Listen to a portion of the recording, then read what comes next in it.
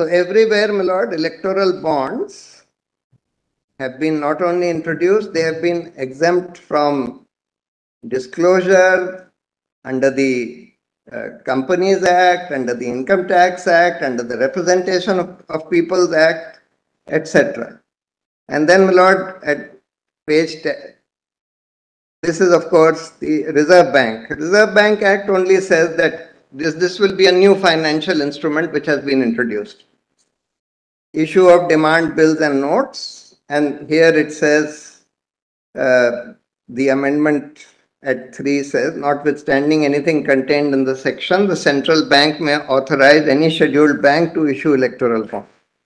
So first is the amendment made to the Representation of People Act. Contributions to political parties are exempted at both ends. That is, it's exempted at the end of the party which receives the donations from tax, and it is also exempted at the end of the donor. That is, the donor can claim an exemption by way of the donations that they have given to a political party. Now, your lordship will see the amendment. I have highlighted the relevant part. Provided on the right side, provided that nothing in this subsection shall apply to contributions received by way of electoral bonds. So therefore, the reporting requirement as to who has donated to you in excess of 20,000, which was earlier there, has been removed for donations received through electoral bonds. This is the first amendment to the Representation of People Act. Then they amended simultaneously the Companies Act. All these amendments were brought in through the Finance Bill of 2017. Finance Act of 2017. Now the Companies Act, the amendment regarding the FCRA is at page 10. I'm sorry, generally, my lord, we don't interrupt. But by a judicial order, my lords have been pleased to separate and detag the issue regarding FCRA. There is a judicial order passed by your lordships. No, my lord, Lord, he has started with that, my lord. That's it's. I am just pointing out what we have challenged in this petition. If your lordship just sees, in this petition which is before your lordship today, we have challenged the amendments made to the FCRA also by way of the Finance Bill of 2016. And the amendment was that prior to that, the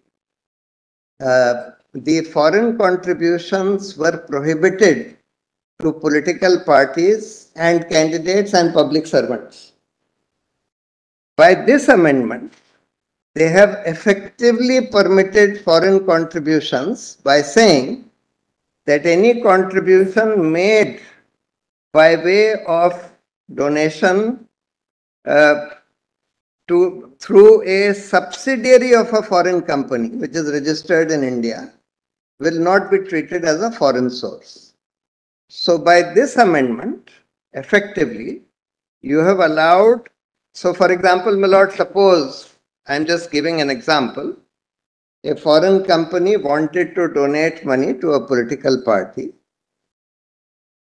It was earlier totally prohibited from doing so, and in fact, one of these cases went to the, in fact, this amendment was in a way brought in order to overcome a judgment of the Delhi High Court, by which the Delhi High Court held that both the BJP and the Congress party had received foreign contributions through a subsidiary of a foreign company. At that time, it was Sterlite, which was a subsidiary of Vedant Resources, which was a UK-based company. And they said that therefore appropriate action should be taken against these political parties. To overcome that, my lord, a retrospective amendment was brought through the Finance Act into FCRA by saying that if the donation is made by a subsidiary of a foreign company, in that case also that was a subsidiary, Sterlite was a subsidiary of Vedant Resources UK, then that will not be treated to be a foreign source. So this is the amendment which has been brought, and we have mentioned this, my lord, at page at page 10 of our written submission. That has strictly speaking no relevance to the challenge on the electoral bond scheme. True, true. But I am only saying that. Which is perhaps why the solicitor mentioned that. Yes, but that has been Lord, detagged. that That issue was electoral detagged. bond scheme. Segregation of 3 cases. 31st of January 23 order. Your Lordships, my Lord, were pleased to segregate. In this, my Lord, the original amendment of brought in by the Finance Bill of 2016 to the FCRA has been All challenged. right. What is the next challenge in your petition? We'll just at least have a broad Yes, purview and then we can go on Yes, to the. yes. So the challenges are all in this chart. If your Lordship just sees. Page 10. Page 7, volume 1, page 7 in our written submissions. Yes. So there was a limit, there was a cap of 7.5% of last 3 years average profits on the amount of corporate donations that any company could give to a political party. That proviso has been omitted by this amendment. So this is another thing other than electoral bond. Simultaneously, my Lord, a slew of changes were made. One was, and all these have been challenged in our petition. Then, my Lord, 182.3. So earlier the requirement was that you have to disclose which political party you have donated to. Now, my Lord, in the amendment they say, provided now they say every company shall disclose in its profit and loss account the total amount contributed to it under this section during the financial year to which the account relates, provided that a company may make contribution through any instrument issued pursuant to the scheme notified under the Act for the time being in force for contribution to political parties. So therefore, now after the amendment, all that they have to disclose is the total amount, not the donee political party. They don't have to disclose which is the political party to whom they have given these electoral bonds. Earlier, there was a requirement to disclose that. Then, Lord, Income Tax Act. So earlier, 13A said, any income of a political party which is chargeable under the head income from house property, income from other sources, or income by way of voluntary contributions received by a political party from any person shall not be included in the total income of the previous year of such political party. And then proviso said, so therefore, there was a requirement in the Income Tax Act that every political party should maintain accounts of where they have received the donations from, who has given them the donations. Now by the amendment it says, proviso says, provided that B, in respect of each such voluntary contribution other than contribution by way of electoral bond in excess of 10,000, such party keeps and maintains record of such contribution and the name, address and address of the person who has made such contribution.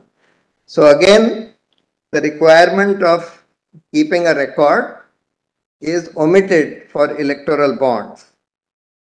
And then, as I said, my Lord, in the FCRA, which has also been challenged in this petition, now prior to the amendment of 2016, this is important for the reason that when I make my argument as to what this slew of amendments has done, it has on the one hand, my Lord, introduced an opaque instrument by which nobody can come to know other than the government. It is only the government who may be able to come to know as to who has contributed to whom, because under the scheme, State Bank has to issue the electoral bond. So State Bank has a record of who has purchased which electoral bond. Now, of course, the bonds are bearer bonds. They are freely transferable. So suppose I purchase the bond, State Bank will know that yes, I have purchased this bond.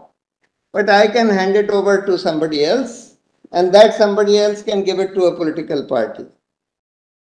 The political party also may not come to know who has donated. Political party, it's open for a political party to say that, well, we opened our office in the morning and we saw these 100 crores of electoral bonds lying under our door.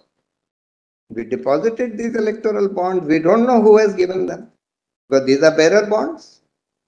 So therefore, all that the political party will disclose in their accounts would be that out of the total contributions that they have received, donations that they have received 500 crores by way of electoral bonds.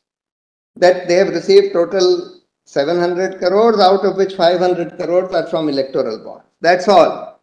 But that match of who purchased this electoral bond and which party encashed this particular electoral bond, that match, if at all, it can only be done by the State Bank, which is a Government of India institution. Of course, State Bank is also effectively prohibited from disclosing it.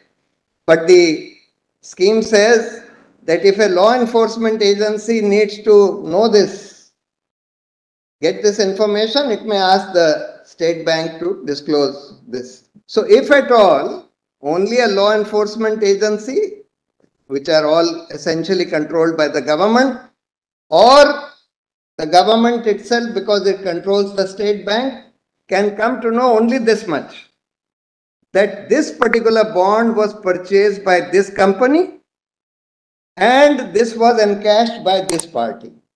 But nobody else can come to know this information under the scheme of electoral bonds. Nobody else. They are not even the Election Commission, because the only account that is submitted to the Election Commission by the political parties is that we receive so much by way of electoral bonds.